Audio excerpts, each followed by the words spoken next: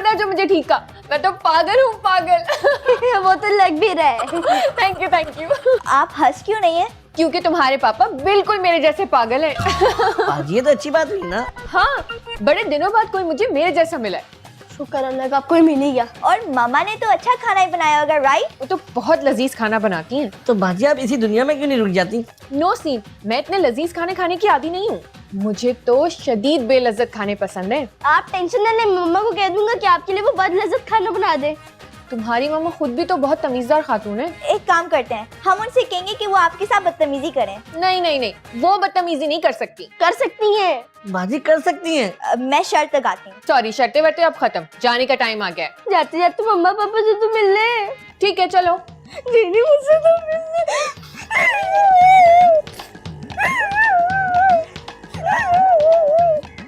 भाई वाह, मुझे तो बहुत मजा आया। और सलमान साहब, आप तो सुपर पागल है, सुपर पागल। जीनी प्लीज रुक जाओ ना यार। सॉरी यार, बाजी नहीं मान रही ना। मामा आप इतनी तमीजदार क्यों है? क्या मतलब? मम्मा कभी कभी इंसान को बदतमीजी दिखानी पड़ती है। अरे जैसे सलमान साहब। क्यों सलमान साहब? अरे मुझे तो लगता है आपकी बेगम ने आपकी जबान ही काट दी है।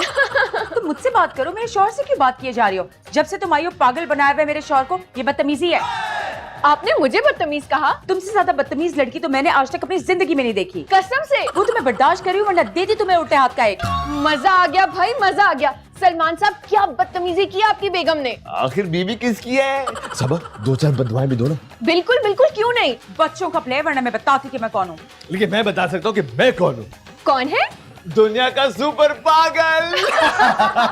सलमान, हंसना बंद करो और तुम निकलो मेरे घर से अभी और इसी वक्त। चलो। जीनी, मैंने फैसला कर लिया है, अब मैं यहाँ से कहीं नहीं जा रही हूँ।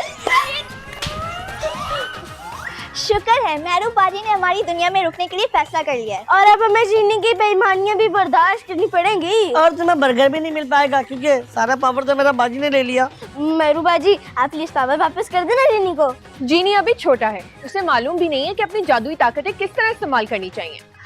एक मसला तो अभी भी है, तुम्हारे तो मसले खत्म नहीं होते।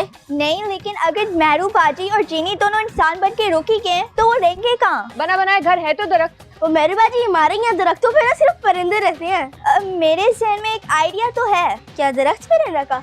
जीनी और मेहरू बाजी हमारे घर में पेइंग गेस्ट के तौर पे रह सकते हैं। अगर पेइंग गेस्ट के तौर पे रहेंगे तो इन लोगों को पैसे भी देने पड़ेंगे हमें। अरे पैसों की कोई कमी नहीं है, बताओ कितने पैसे देना पड़ेंगे? 50,000। मंजूर। तो फिर अभी चल के मम्मा पापा से बात करते हैं। चलो। मुझे तुमसे ना जरूरी बात करनी है। बोलो। सलमान, वो ना मुझे पैसे चाहिए, घर के लिए नई क्रॉकरी खरीदनी है। और जो पुरानी क्रॉकरी मेरे ऊपर मार मार के तुमने तोड़ दिया था, अब नई क्रॉकरी के साथ मारोगी? पैसे नहीं मेरे पास। तुम जेनी और क्या नाम है तुम्हारा? मेहरू। हाँ, तुम लोग वापस क्यों आ गए हो? असल में मम्मा, इनके पापा इनको यहाँ छोड़ के अमेरिका चले गए हैं और बोल कर गए कि ये लोग कहीं पर भी पेइंग गेस्ट के तौर पे रह रहे हैं। हम किसी को भी 50,000 तक दे सकते हैं पेइंग गेस्ट बनने के लिए। 50,000 रुपए? तुम लोग आराम से पेइंग गेस्ट बन के रहो। सलमान, हमारे पास एक ही गेस्ट रूम है। हाँ, तो हम वहीं रह जाएंगे। और अगर कोई और मेहमान आ गया बीच में तो? हाँ, या तो हम लाउंज में। या फिर दरख्त पे रह जाएंगे। दरख्त? Very good, I mean very funny. नहीं, आई एम रियली सॉरी, मैं कोई पेइंग गेस्ट नहीं रख सकती। अरे सबा 50,000 रुपए सिर्फ तुम्हारे होंगे। तुम अपनी मर्जी से शॉपिंग कर सकती हो और क्रॉकरी खरीद सकती हो। हाँ, अच्छा ये बात है।